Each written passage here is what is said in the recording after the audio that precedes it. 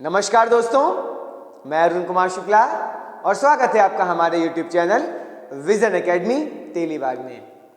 दोस्तों, vision academy Telibagh में UPSI और पीईटी की ऑफलाइन क्लासेस शुरू हो गई हैं। कोचिंग की डिटेल आपको चैनल के डिस्क्रिप्शन बॉक्स में मिल जाएगी, जहां पर बैच की टाइमिंग, कोचिंग का कॉन्टैक्ट नंबर आपको उपलब्ध करा दिया जाएगा। दोस्तों, आज की क्लास में हम लोग पढ़ेंगे मूल अधिकार या मौलिक अधिकार। इंग्लिश में देखा जाए तो फंडामेंटल राइट्स। क्या बोलते हैं? Fundamental rights. तो हेडिंग डालते हैं मूल अधिकार, या इन्हीं को कहा जाता है मौलिक अधिकार। इंग्लिश में देखा जाए तो फंडामेंटल राइट्स।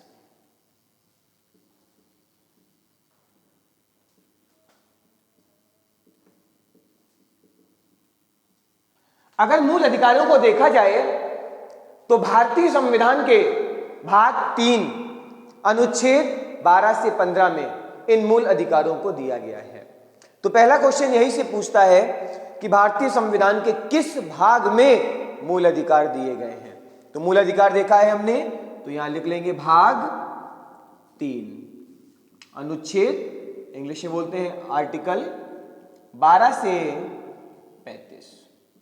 ठीक है। नेक्स्ट पॉइंट अगर देखा जाए तो जो मूल अधिकार है, इनका कॉन्सेप्ट भारतीय संविधान में कहां से लिया गया है। तो भारतीय संविधान में मूल अधिकार या मौलिक अधिकार अमेरिकी संविधान की देन है। क्वेश्चन कई बार पूछा है कि भारतीय संविधान में ये मूल अधिकार कहां से लिए गए हैं। तो कहां से लिए गए हैं? अमेरिकी संविधान से। मतलब हुआ कि अमेरिका की देन है मूल संविधान। नेक्स्ट अगर देखा जाए तो क्वेश्चन आपसे पूछ लेता है कि कई बार उसने क्वेश्चन पूछा भी है कि भारतीय संविधान के किस भाग को संविधान का मैग्ना कार्टा कहा जाता है। तो भारतीय संविधान के भाग 3 अर्थात मूल अधिकार या मौलिक अधिकार को भारतीय संविधान का मैग्ना कार्टा कहा जाता है। इसमें भी लिख लेते हैं, इन्हीं को क्या कहा जाता है? संविधान का मैग्ना कार्टा। संविधान का मैग्ना कार्टा। ठीक है। नेक्स्ट पॉइंट अगर देखा जाए तो मैंने आपसे बताया कि जो मूल अधिकार हैं ये 12 से 35 अनुच्छेद के मध्य में दिए गए हैं। जिस समय भारतीय संविधान में मूल अधिकारों को जोड़ा गया, अर्थात जिस समय हमारा संविधान बनकर तैयार हुआ 26 नवंबर 1949, या जिस तिथि को हमारा संविधान लागू किया गया 26 जनवरी 1950। वास्तव में देखें तो मूल संविधान में मौलिक अधिकारों की संख्या 7 थी। कितनी थी? 7 थी। जबकि वर्तमान समय में इनकी संख्या 6 है। वर्तमान समय में इनकी संख्या 6 है। जो हमारा 7वां मूल अधिकार है यह है संपत्ति का अधिकार। तो संपत्ति के अधिकार को हमारे मूल अधिकार से हटा दिया गया और संविधान के अनुच्छेद 31 से हटा करके इन्हें भाग 12 अनुच्छेद 300A में रख दिया गया। इस संविधान संशोधन द्वारा 44वें संविधान संशोधन 1978 के द्वारा। तो यहां पर देखा जाए, क्या लिख लेते हैं? मूल अधिकारों की संख्या। हेडिंग डाल देते हैं छोटी सी, मूल अधिकारों की संख्या। तो मैंने आपसे बताया कि जब मूल संविधान बना है या संविधान बना है तो इसमें मूल अधिकारों की कुल संख्या 7 थी। मूल अधिकारों की कुल संख्या 7 थी। अगर इन 7 मूल अधिकारों को देखा जाए तो इन्हें 12 से 35 नहीं, 14 से 32 के मध्य रखा गया है। अनुच्छेद 12 में राज्य की परिभाषा दी गई है और अनुच्छेद 13 में अगर देखा जाए तो यहां पे न्यायिक समीक्षा दी गई है। अनुच्छेद 12 में राज्य की परिभाषा है और अनुच्छेद 13 में न्यायिक समीक्षा दी गई है। तो वास्तव में जो ये 7 मूल अधिकार थे ये अनुच्छेद 14 से 32 के मध्य में दिए गए थे मूल अधिकार में।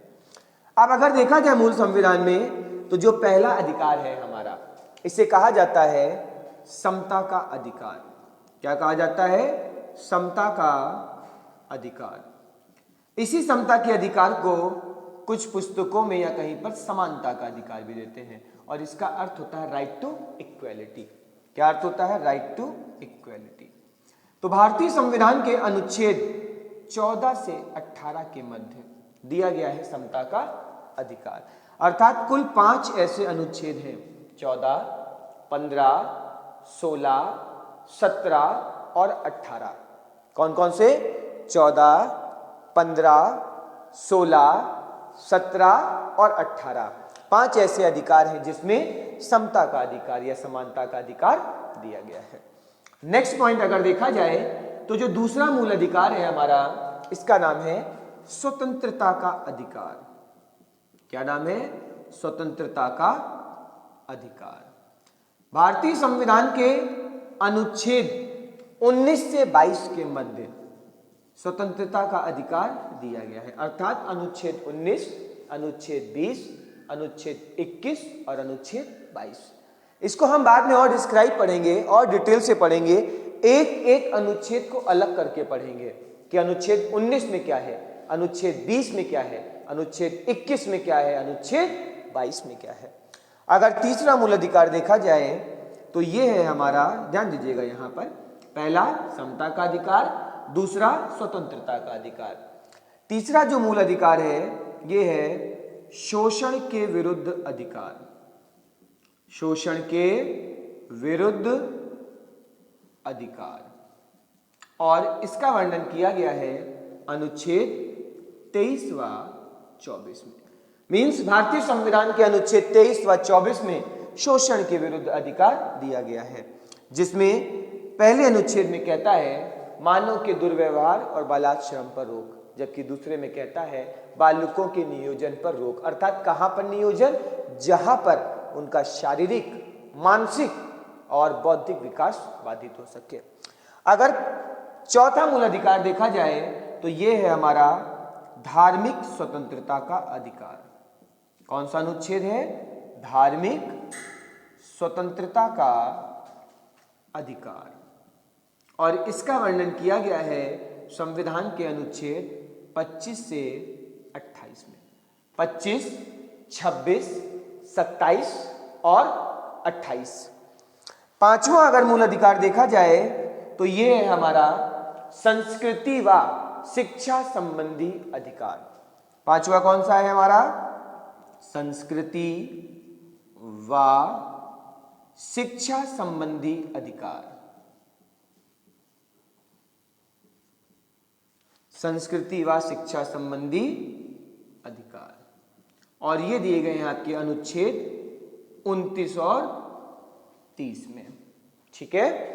नेक्स्ट अगर देखा जाए तो जो छठा मूल अधिकार था ये था हमारा संपत्ति का अधिकार। तो छठा कौन सा है हमारा?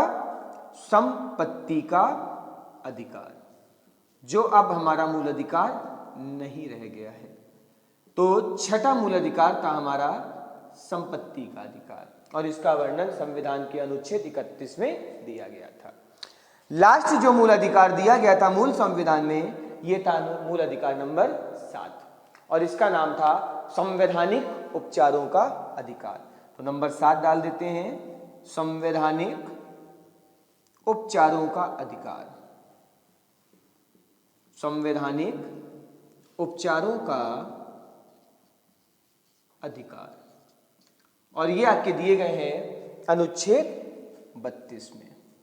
अनुच्छेद 32 में संवैधानिक उपचारों का अधिकार दिया गया है, और इसी अधिकार को बाबा साहब भीमराव अंबेडकर ने, जिन्हें आधुनिक मनु भी कहा जाता है, इन्होंने ही इसे संविधान की आत्मा कहा है। क्या कहा है? संविधान की आत्मा कहा है। अब कुछ कॉमन क्वेश्चन है जो इन मूल अधिकारों से पूछता है, पहले इनको हम देखेंगे, फिर हम लोग देखेंगे कि वास्तव में समानता का अधिकार जो है इसमें कौन कौन से अधिकार दिए गए हैं। अनुच्छेद 14 क्या कहता है, अनुच्छेद 15 क्या कहता है, 16 क्या कहता है, 17 क्या कहता है या 18 क्या कहता है। तो सबसे पहले देखा जाए तो संपत्ति का अधिकार अब हमारा मूल अधिकार नहीं रहा। तो कब नहीं रहा? 44वें संविधान संशोधन 1978 के द्वारा। ध्यान दीजिएगा, 44वें संविधान संशोधन 1978 के द्वारा संपत्ति के अधिकार को भाग 3 से हटाकर भाग 12 अनुच्छेद 300A में रख दिया गया। तो अब संपत्ति का अधिकार हमारा मूल अधिकार नहीं रह गया। कब? 1978 में 44वें संविधान संशोधन के द्वारा। क्लियर है? अब अगर यहां पर देखा जाए तो ये जब हमारा मूल अधिकार नहीं रहा तो हमारे मूल अधिकारों की संख्या कितनी हो गई? 1 2 3 4 5 और 6। ठीक है। एक क्वेश्चन आपसे कभी कभी पूछ लेता है, वे कौन कौन से मूल अधिकार हैं जो केवल भारतीय नागरिकों को प्राप्त है, अर्थात विदेशी नागरिकों को प्राप्त नहीं है। तो देखा जाए अनुच्छेद 15, अनुच्छेद 16, अनुच्छेद 19, अनुच्छेद 29 व अनुच्छेद 30। 5 ऐसे मूल अधिकार हैं जो केवल भारतीय नागरिकों को प्राप्त हैं। किसी भी विदेशी नागरिक को ये 5 मूल अधिकार प्राप्त नहीं है। अब यहां पर एक टॉपिक और देख लेते हैं, फिर आगे बढ़ते हैं। जैसे संवैधानिक उपचारों का अधिकार, अनुच्छेद 32। तो अनुच्छेद 32 कहता है यदि हमारे किसी मूल अधिकार को समाप्त किया जा रहा हो, उसका हनन किया जा रहा हो या उसको कम करने का प्रयास किया जा रहा हो, तो अनुच्छेद 32 के तहत हम सीधा सुप्रीम कोर्ट जा सकते हैं। और सुप्रीम कोर्ट को अनुच्छेद 32 के अंतर्गत 5 प्रकार की रिटें जारी करने का अधिकार होता है। कितने प्रकार की रिटें जारी करने का? 5 प्रकार की रिटें।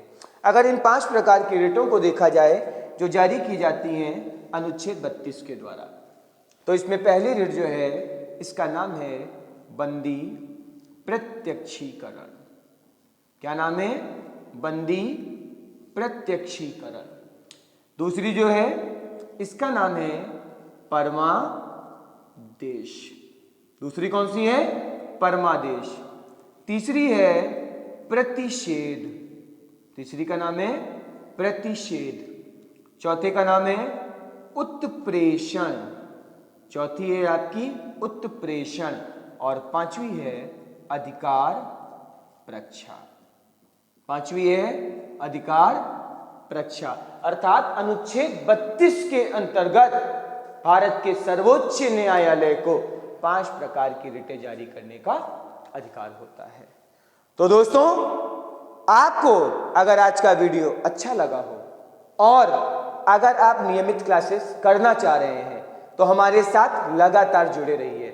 चैनल को सब्सक्राइब ना किया हो तो उसको सब्सक्राइब कर दीजिएगा और दोस्तों के मध्य इसको शेयर कर दीजिएगा। और ऑफलाइन क्लासेस के लिए कोचिंग की डिटेल आपको चैनल के डिस्क्रिप्शन बॉक्स में मिल जाएगी। धन्यवाद।